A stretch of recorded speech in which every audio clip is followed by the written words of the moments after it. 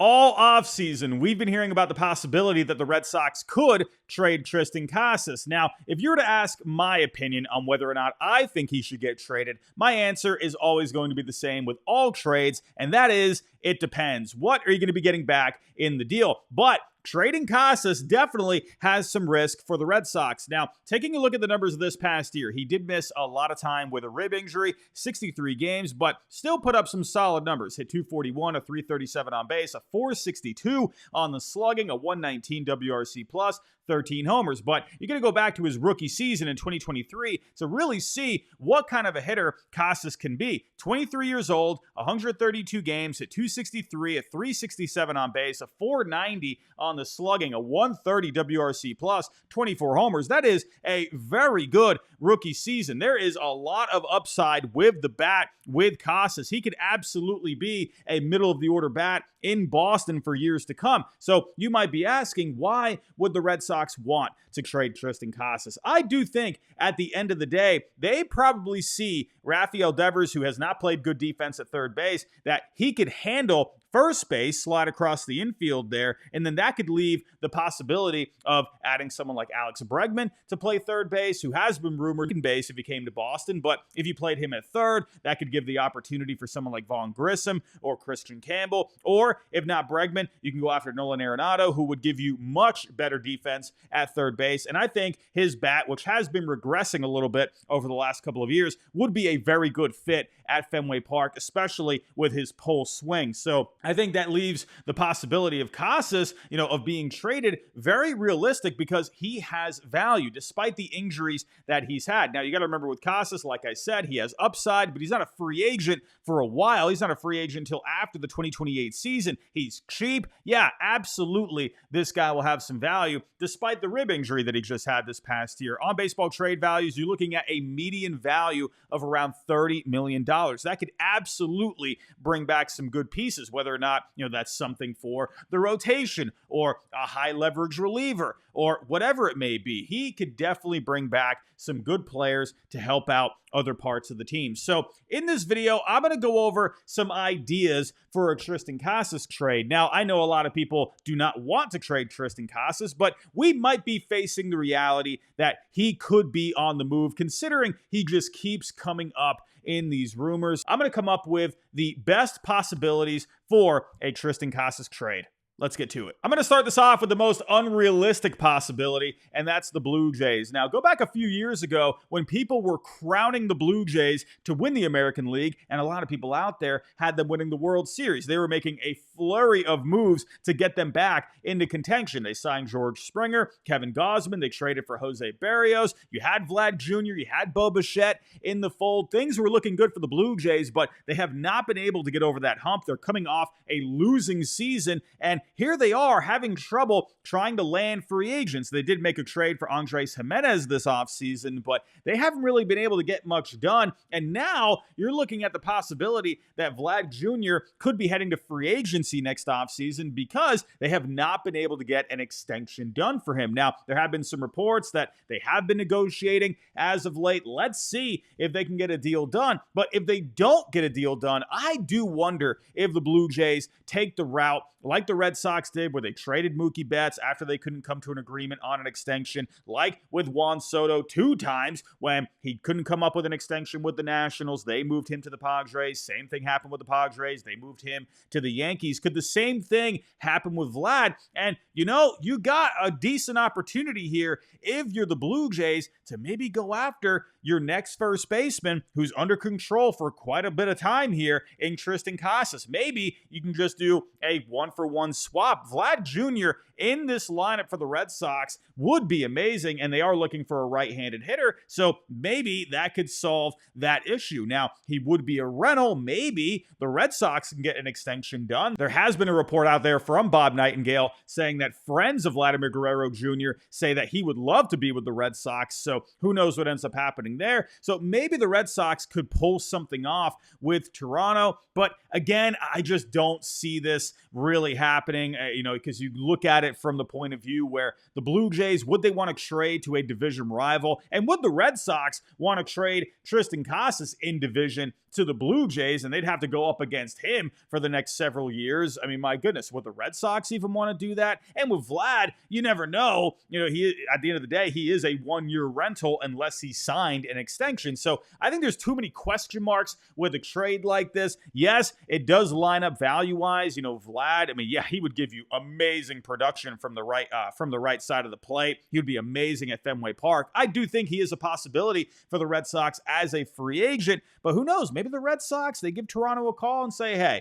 you know what? We really want Vlad. We're going to try and get him signed up to an extension. How about Casas? Maybe we can get something done. But again, I don't see this one happening. So let's move on to the next one. Up next, I also think this one's unlikely, but how about the New York Mets? Now, the only way this one works is if Pete Alonso does not go back to the Mets and he ends up going to another team. But according to reports lately, it looks like he's going to end up back there. He's told the Mets that he would take a 3-year deal with an opt-out. I think in the end, they work something out. But hey, you never know what could happen. Maybe he ends up going somewhere else. And in that case, the Mets are going to need a first baseman, and Triston Casas would be a good replacement. Now, when it comes to this trade, though, I don't really like the two teams as a match for a trade. I think the Red Sox, they're going to be looking for different things, but who knows? Maybe they could be looking for some prospects. The Mets do have a couple here that maybe you could deal. Now, I have Tyler McGill. He is the Major League ready piece that would be going back to the Red Sox in this deal. He can go into the rotation. He can go in the bullpen. I think, he's got some pretty good stuff, pretty good velocity. He could end up being maybe a high leverage reliever for the Red Sox, or at the very least, a depth starter, whatever it may be. But the real pieces here that I think would maybe intrigue the Red Sox would be the two prospects. I got Jesus Baez, who is the number 3 prospect in the Mets system as of right now, a right-handed hitter that can play around in the infield, maybe a corner outfield spot as well, but he's got big power from the right side. Maybe he could be a future bat for the Red Sox down the road. Also got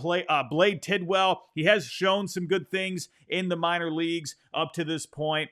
He's got pretty good stuff, pretty good velo, a good size as well, 6'4". So maybe the Red Sox would be intrigued with that. But in the end, I just don't see this one happening. I think Pete Alonso is going to go back to the Mets. And even if he ended up going elsewhere, I don't know if the Red Sox would really want these guys. But hey, we've seen crazier things in the past. How about Triston Casas to the Pittsburgh Pirates? Now, we do know the Red Sox and the Pirates talked at least once this offseason. It was reported that the Red Sox made a call about Jared Jones. Who knows if Triston Casas came up in that conversation, but I'm guessing the Red Sox got a resounding no when it came to Jared Jones. But maybe they could revisit some talks and you could do something with Casas here. I feel like they need a bit more in this lineup. They added Spencer Horwitz this offseason. I like that move, but I feel like you need a little something else here. This offense was dreadful this past year. Someone like Casas in this lineup would be a great addition. You could move Spencer Horwitz to DH. He can share that time with Andrew McCutcheon, and Casas can be your first baseman moving forward. Now, another thing about the Pirates is they got a lot of catching in their organization. When it comes to the Red Sox,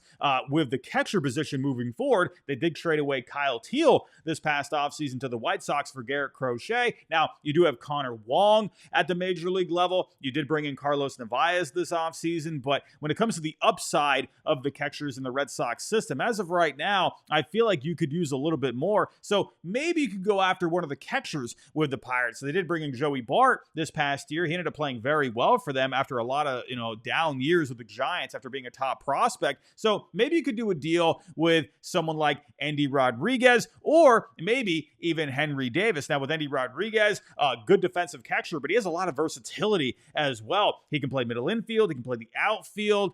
This is a guy where I think there's a lot of upside with him. The bat, he has a good hit tool, not a lot of power necessarily, but I could see Craig Breslow and Alex Cora loving the versatility of Endy Rodriguez, who is still very young, and he's a switch hitter. That is also something with him. And also with Endy Rodriguez, he did miss a lot of time this past year, but he did come back towards the end of the year, so he should be good to go for 2025. But if not Endy Rodriguez, maybe the former first overall pick, Henry Davis. There was a lot of upside with Henry Davis coming out of Louisville with the bat. A lot of people were liking Henry Davis. The Red Sox were connected with Henry Davis going back to that draft as well, but he has not been able to figure it out at the major league level. Maybe a change of scenery. That right-handed bat with that power upside that he has could fit great at Fenway Park. Maybe the Red Sox can figure out something with him moving forward. So in this deal, I did put Endy Rodriguez, but you could, swap him out for Henry Davis, whatever it may be. And then we got a couple other guys here. Colin Holderman, I think, would be a great addition for the back end of the bullpen for the Red Sox. And then one of their top pitching prospects in Thomas Harrington. As of right now, Thomas Harrington is the number 3 prospect in their system. I don't know if the Pirates would even want to give him up. Maybe Braxton Ashcraft instead. But when it comes to Thomas Harrington, put up some really solid numbers this past year. A 2.61 ERA over the 22 games, 21 starts between A-ball, AA, and AAA. So I think Thomas Harrington, there's a good amount of upside with him. Has some pretty solid stuff. A 55 on the fastball, a 55 on the slider, 55 on the changeup as well. Throws a good amount of strikes. I can see the Red Sox liking someone like him. But in the end, do I see the Pirates making a move like this? I'd probably lean more towards no. Again, could you maybe look at some of the pitching? Bubba Chandler, maybe that could be someone. Maybe do like a swap of those guys. But for the Red Sox, I could see them wanting a mix of, at least having some major league ready talent in this deal that can help them out now. I could see a situation where they go after some prospects, in a deal possibly. But in the end, I'd probably think this doesn't happen. But I think for the Pirates, Casas would be an amazing addition. Up next, how about the Seattle Mariners? Now, when it comes to the Mariners, we do know they've shown some interest in Casas this offseason. They did offer Luis Castillo for Casas, but the Red Sox also wanted them to take back Masataka Yoshida. But for the Mariners, they were trying to cut payroll, which is why they've been trying to trade Castillo. They didn't want to take back any more payroll with Yoshida. And with Yoshida, he is a pretty limited DH at this point. I can understand the Mariners thinking he's not really a good fit for their roster, especially when they already have someone like Luke Raley as a lefty bat. But I think for the Mariners, they probably should have done that deal. Yoshida, despite being limited, is a good on-base guy.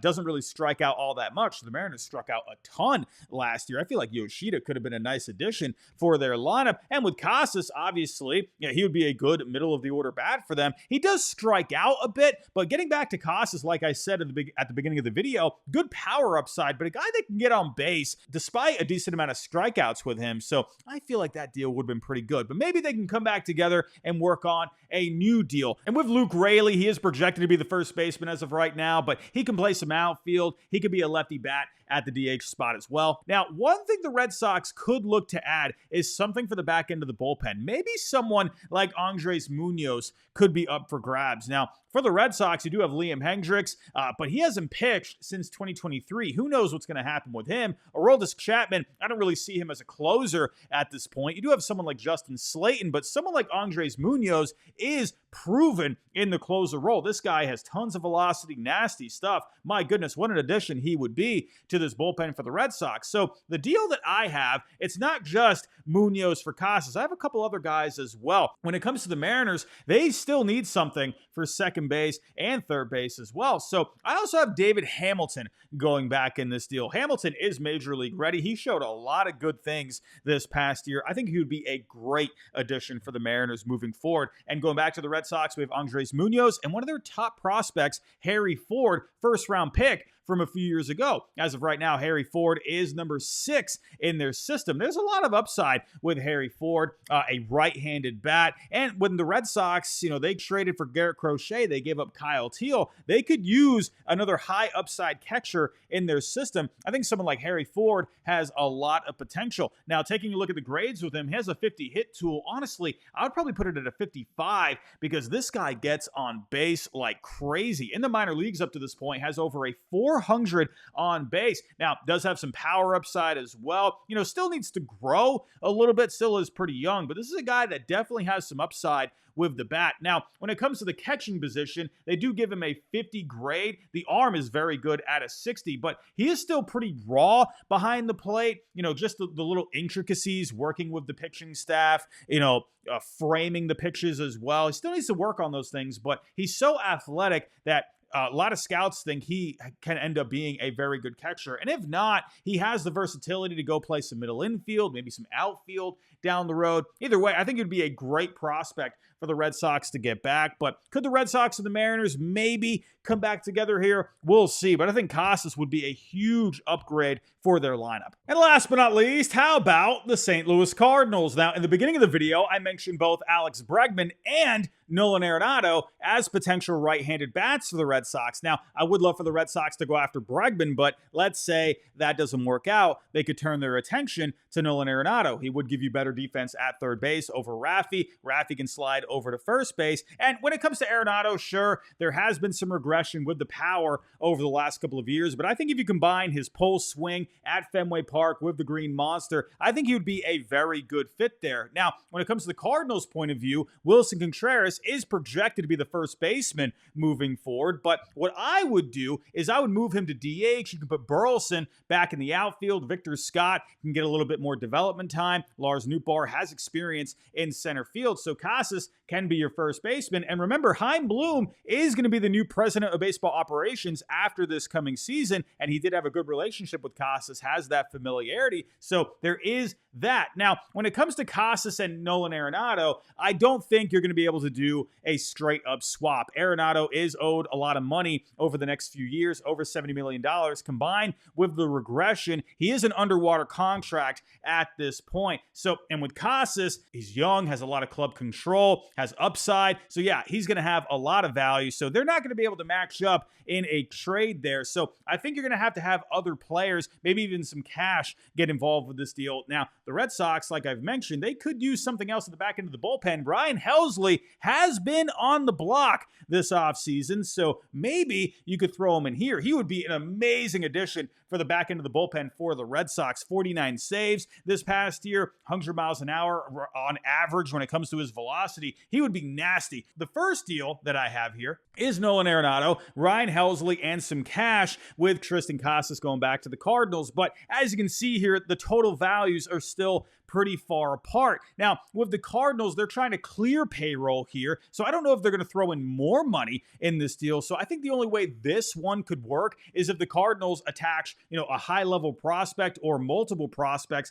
to be able to get it done. But when it comes to a high-level guy, would they, throw in someone like Quinn Matthews or Tink Hence? I don't know about that. So I think you might even have to involve more players or other players in this deal. And one idea that I have is maybe including someone like Ivan Herrera. Now, remember, like I said earlier, the Red Sox traded away Kyle Teal in the Garrett Crochet trade. They could use some more upside at the catcher position in their organization. Ivan Herrera has a lot of upside, not even 25 years old yet, did pretty well with the bat this year. He's been getting better with the defense behind the plate over the last couple of years. I think he would be an amazing addition for the Red Sox. Now, like I said, you got Connor Wong, you got Narvaez, but there's a lot more upside here with Herrera. So maybe you could do some kind of a deal with him. So the trade that I have here is Arenado, Ivan Herrera, and a little bit of cash, $3 million per year going back to the Red Sox, and then Casas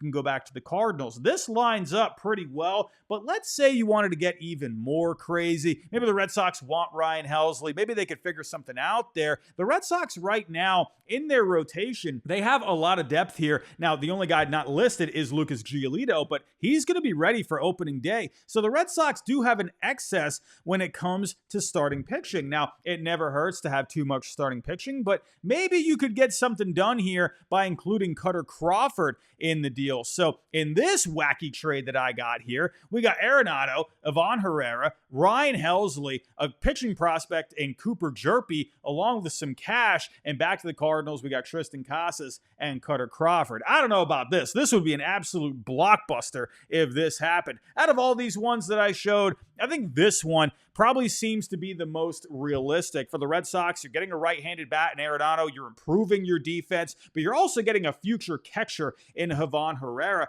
Now, maybe also what you could do here, maybe the Red Sox could also send back Connor Wong, because for the Cardinals, as of right now, I don't know if they're going to put Contreras back at the catcher position. So if you were to trade Herrera, Pages would be your guy. Very good defensively with Connor Wong. You have more offense with him, so maybe that could be a decent decent pairing at the catcher position. So maybe you could do something like that. But in the end, the Red Sox, they've been connected with Arenado a lot this offseason.